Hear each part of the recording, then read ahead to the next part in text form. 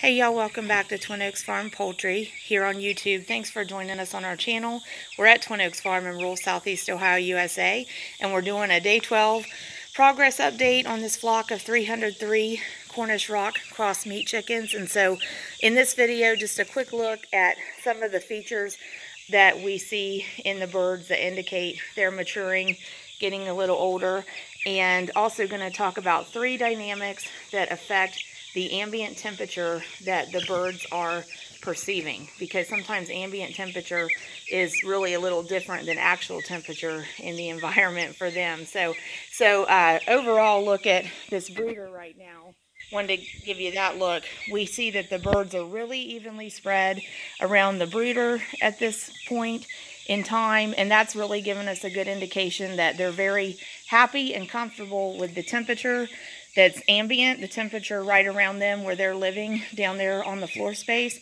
And they're also very comfortable with the lighting level that's in their pen now, because we see various levels of activity. Some are resting, but some are up at the feeders and at the waters. So these birds are content going about their typical routine. But want to look in close on a couple of the birds and show you that here at day 12, in their development, they're 12 days old, some of the features that we're seeing, basically we're just seeing the feathering continue to increase. They're getting more and more feathered in. So as we've talked about earlier in their development, they start to feather really at the wingtips and out at the tail.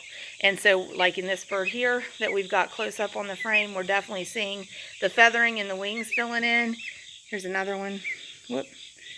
Really feathering in on the wings, and we're seeing more of the feathering in the wings up where the wings meet the body. Also with that one that we could get a close in on that's stretched out there, we're seeing the mature feathering start up at the top of the legs as well, and some they're closer to the underbelly, but they really don't feather on the underbelly at all. So it varies though from bird to bird. Like for example, here's one we're just barely seeing the feathering start where the wings meet the body up there. So it's an individual thing from bird to bird, but for the most part these birds will feather in more or less completely by the time we reach the 5-week-old, 6-week-old mark. And there will be some that will still have some bare spots, but overall they will feather in completely for the most part. So we can still see the chick's ear pretty plainly behind their eye. I just always find that really fascinating how you can see that. But like on this one that we're close up on now, it's starting to kind of camouflage. It's getting a little bit more of that mature feathering, and it's starting to camouflage. So we still are not at 12 days old. We still are not at a point where we look at the flock and visually distinguish, oh, that one's a female, that one's a male. We are seeing development in the comb up there in front of the eye. You know, it's getting that ridged look.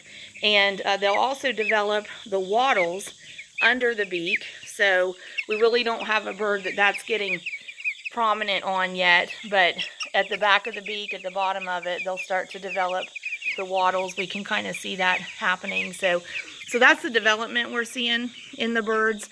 At 12 days old, they're definitely growing notably and markedly gaining size rapidly every day. So we've got that going on. The other thing was going to talk about temperature. So in our outdoor environment, when we're recording this, it's about 82 degrees. And so these birds here, they want to really be at this age, our reference point, they want to be between 86 degrees and 90 degrees ambient temperature where they live. And so the reason we use that term ambient temperature is because when we come outdoors and we're measuring the outdoor temperature on a thermometer and we get 82 degrees, we kind of consider that the actual temperature. But down here on the floor space where the birds are living, that's only one aspect that impacts the temperature that they feel. A couple other things are going on that influence what temperature they're feeling in their environment. First of all, the chickens themselves put off a lot of body heat.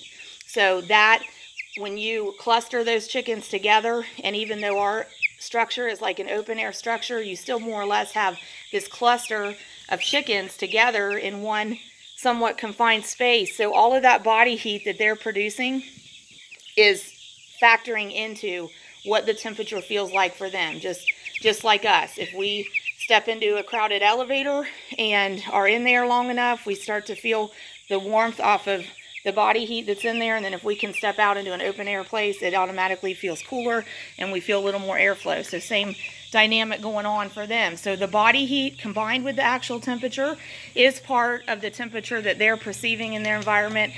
But the other piece of that is the floor. So even if birds are in a chicken tractor or outdoors, in a pastured poultry setup, whatever's underneath them is more or less their floor space.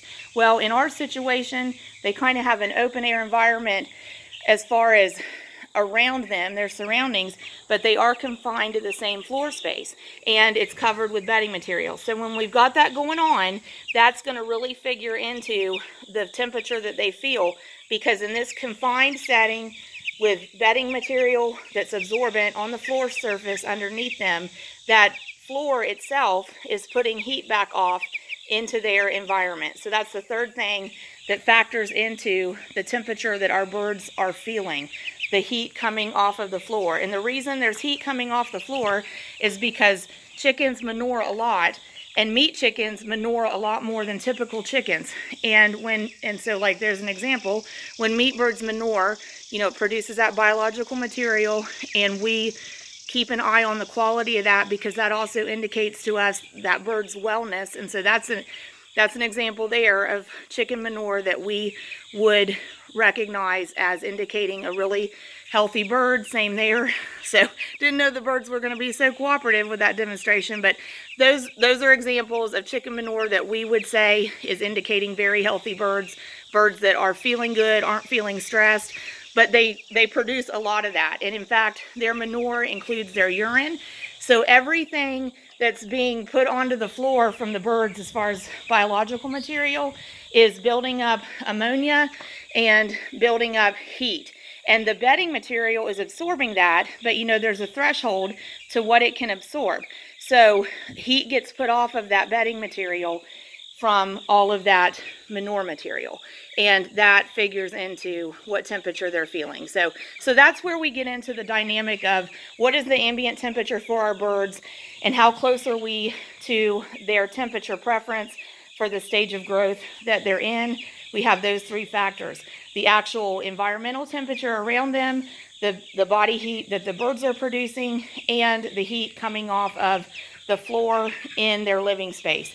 Those three dynamics combine to really produce the temperature that our birds are feeling. So as I was thinking when I started this train of thought, I believe the temperature we're looking at in the environment right now is about 82 degrees. And figuring that these birds want to be 86 to 90 degrees, 82 degrees should have them feeling a little on the cool side. But the reason they're not a little on the cool side is because when we factor in those other parameters, like their body heat and the floor heat, then that's driving that ambient temperature up a little bit. So with the outdoor temperature at 82 degrees and our building basically matching outdoor temperature, the birds are feeling a comfort range that to them probably is in that 86 degree to 90 degree range. So want to show you something else before we shut down day 12's video. We do have a little bit of a problem in our meat bird barn that we didn't anticipate. We do plan for and protect from predators, and we do think about pests, but we had a pest invasion that we didn't prepare for. We actually had a wasp